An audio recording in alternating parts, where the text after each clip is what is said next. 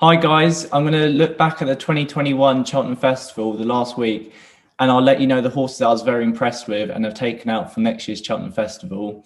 So you might fancy getting on a couple of anti-post bets right now, as the prices may get very short this time next year. So I'm going to start with Appreciate It, who won the Supreme by over 20 lengths. He was mightily impressive.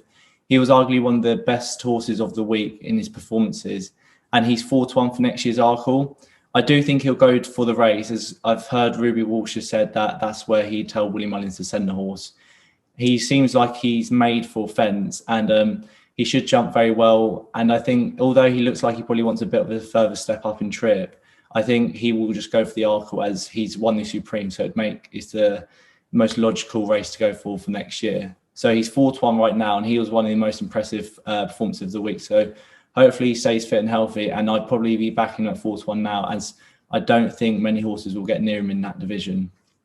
So moving on to the Arkle that was last week, in Shishkin winning another very impressive performance. He's 6-4 for next year's Champion Chase, and I can't see any reason why a horse will beat him. He seems like the next Altuor in a way. He has the same sort of style of racing. And I think he's definitely one to side with. There's no point really backing him now because he's 6-4, but he's definitely one not to go against. He's just very good novice, and definitely be interested in him for the Champion Chase next year. The Champion Hurdle was an unbelievable performance from Honeysuckle, who made it look very easy, under Rachel Blackmore, who had an unbelievable week and was the first female jockey to get leading jockey of the week. So she backside off Rachel Blackmore's week with a winner, and she looks very good. She's 3-1 for next year's Champion Hurdle, and that does look a fair price, as I don't think many from this year will reverse form with her. The only one I'd be slightly interested in would be Fernie Hollow. Fernie Hollow got injured this year, but the two horses he's beaten in his last two runs are Bob Olinger and Appreciate It. Now, those two have both won very well at Cheltenham this year, so that surely means he's a seriously good horse. And if he comes back from injury in top shape, then he's definitely one who could he's a grade 1 horse 100%. And I think he'll go for the Champion Hurdle next year, as he doesn't seem as much of a chaser as Appreciate It does, for example. So I do think the Champion Hurdle will be made for him, and he's around 16-1 right now for the race. So if they do keep him over hurdles, I do think that'll be his aim, and I do think 16-1 looks a very good pricing, as his form looks unbelievably strong.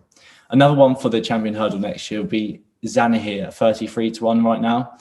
I know he got beat on Friday in Triumph, but the race was run out of cruel, and he needs a gallop to aim at. As you can see near the finish, he was staying on again at the line, and I don't think the race was run suit. He was taking lengths out of them over his hurdles, but then was Jack Kennedy held him back, which I don't necessarily agree with. Don't think it was the best of rides.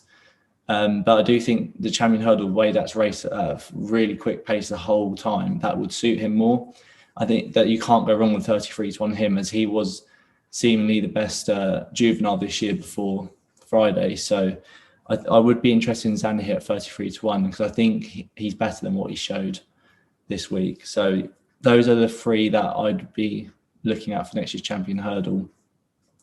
And the Ballymore last week was won by Bob Olinger.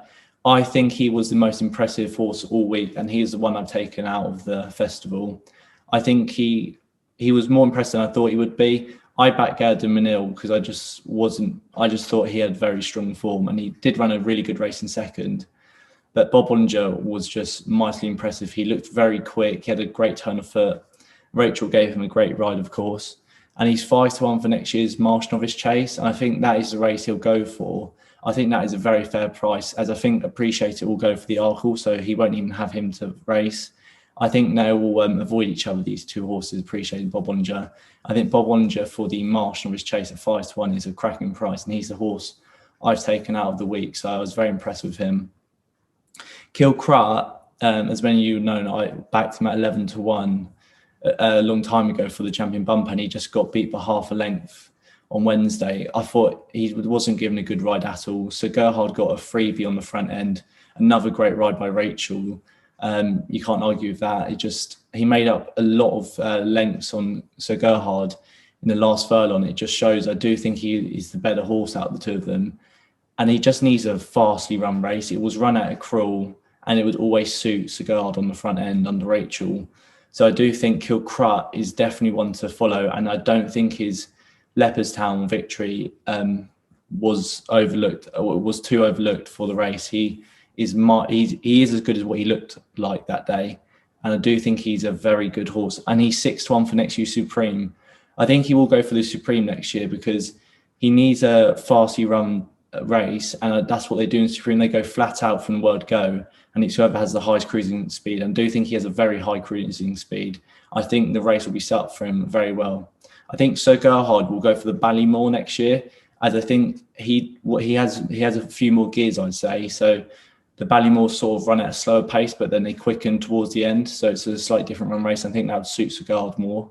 And I think Kilcruit will suit the Supreme. So although those two look very good horses for next year's novice hurdles, I think they will avoid each other as they're both with Willie Mullins. And I think Mullins will send Kilcruit to the Supreme, so Gerhard over 2.5 miles for the Ballymore. So I do think those two, I think they're around 5 and 6-1 for each race. I think that's the way he'll split them up. But we'll have to see on that one. But that's what I'd guess at the minute.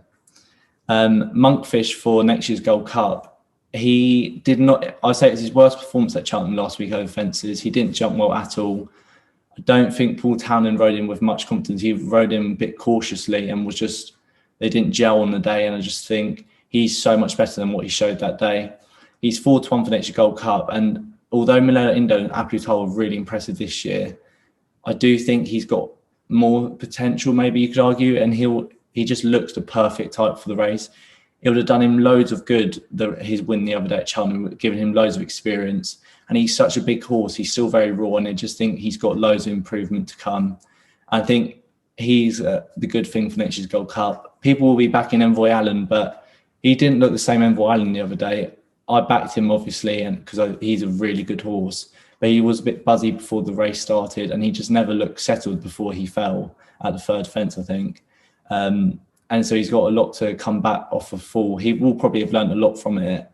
And I'm assuming he'll go for the next year's Gold Cup. But I do think Monkfish is the one to stick with at 4-1. So they're they're the horses I was really impressed with this week. And they're the selections for next year's Cheltenham Festival, 2022 Cheltenham Festival. So I've backed, my favourite bet would be Bob Olinger at 5-1 for next year's Marsh Novice Chase. Appreciate It for next year's Arkle. And probably Monkfish for the Gold Cup. I think those three in the treble is around 100-1, I believe. Something like that, depending on what odds you get. So I think those three are definitely worth having a few bets on. And let me know if how many wins you had last week. And hopefully you had a profitable week. And I'll see you all next time.